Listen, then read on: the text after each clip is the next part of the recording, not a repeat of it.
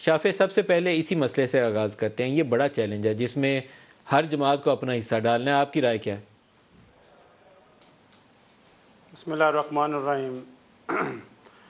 اس طرح احسن اقبال صاحب نے فرمایا کہ بہت جلد پرائم منسٹر صاحب جو ہیں نیشنل ایکشن پلان کی میٹنگ بلانے لگے ہیں.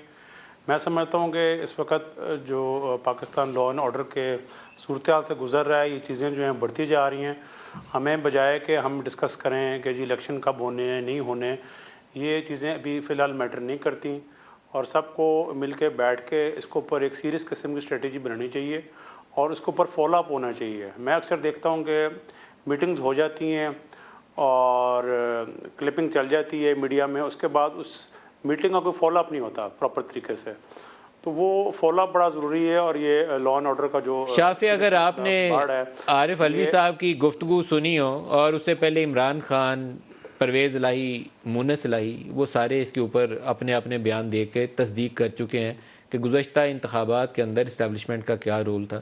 پرویز الہی صاحب نے اور مونس نے تو کھل کے کہہ دیا کہ وہ محسن ہے پاکستان تحریک انصاف کے، کاف لیگ کے بھی انہوں نے کہا محسن ہے. تو کیا رول تھا جنرل باجوہ کا گزشتہ انتخابات؟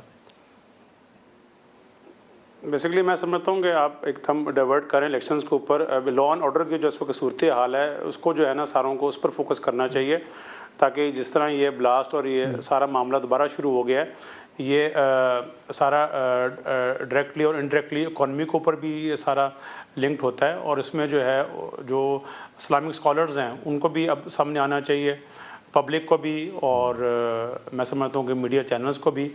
اور سیاسی طور پر جو آپ بات کر رہے ہیں الیکشنز کے حوالے سے، ابھی تو الیکشن ریفارمز ہی نہیں ہوئے اور ابھی حلقہ بندیاں ہونی ہیں. اور شافع، لیکن 2018 کے انتخابات کے اوپر پرویز الہی، مونس الہی، عمران خان اور ڈاکٹر عارف علوی ایک باقاعدہ آفیشیل پوزیشن انہوں نے لے لی ہے. میں آپ کی زبانی سننا چاہتا ہوں کہ جنرل باجوہ کا کیا رول تھا 2018 کے انتخابات؟ کیا انہوں نے پی ٹی آئی کی مدد کی، کاف لیگ کی مدد کی؟ نہیں، اس میں جو اس ٹائم جو رول تھا وہ تو ایک رول تھا، مگر روزانہ میں یہ سمجھتا ہوں کہ یہ ایک ہی بات ہوئی جا رہی ہے رول کے اوپر. اب تو وہ ریٹائر بھی ہو گئے ہیں اور 3.5 سال تھے اس ٹائم. اگر کوئی چیزیں تھیں ایسی تو اس ٹائم سامنے لے کے آنی چاہیے تھیں.